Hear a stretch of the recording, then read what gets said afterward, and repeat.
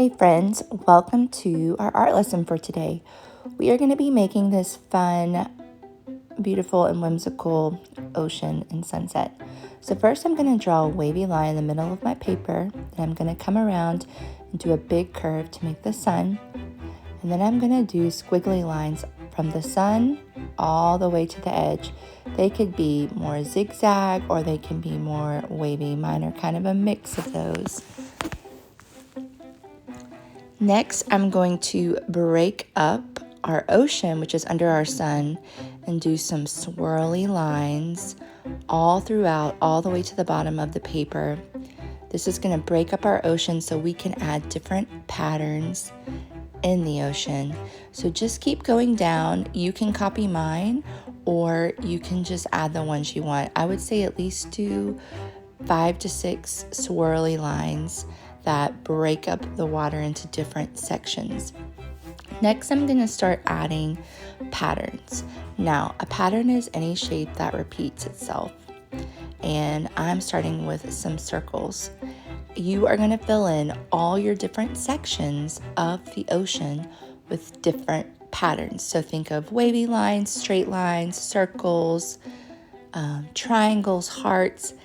Any way you want to do a pattern, do it. Zigzag lines, and you're going to see how I fill in mine. I just kind of randomly thought of patterns. It wasn't anything super special, but this is what I did. So I fill in with patterns. So I want you to go ahead and do that.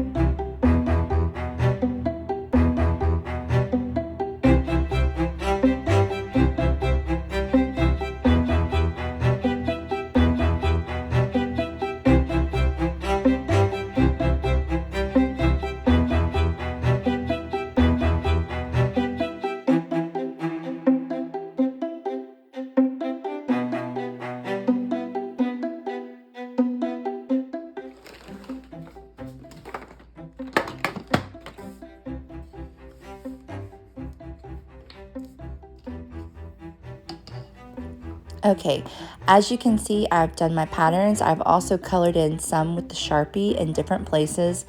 Friends, you must use a Sharpie with this. I did not say that at the beginning, but it's permanent, so when you paint over it, it won't mess up. I'm now going to paint my ocean in cool colors, which are blues and purples and greens. Really, you can paint it any way you want. You could paint it all blue if you wanted. You can paint the different sections, different colors of blue, different colors of purples. It's going to look really beautiful either way. Just remember, I'm using watercolor, and that's what you need to use because it's going to be more transparent. If you used a thicker paint like acrylic, it would really cover up your designs. Watercolor's light enough that it's just going to glaze over our Sharpie, and we're still going to be able to see all that beautiful work that you just did. So when you have a more wet paintbrush, guys, the watercolor is harder to control and it may bleed a little bit. I really like that look a lot of times. I know that with my students, sometimes they panic and don't like it because they want their watercolor to stay in a certain area. And if you want that, you need to use less water, okay? And you can always blot with a tissue paper your excess watercolor. Even if right now I wanted to blot tissue paper over the blue, I totally could, and it would not take up all of it, but it would take up a lot of it where I could paint over it and use a different color if I wanted. So keep going with that, and then when you finish the ocean, you're going to paint your sun and sky in warm colors, which are your yellows, oranges, and reds, and you're going to make a fiery sunset.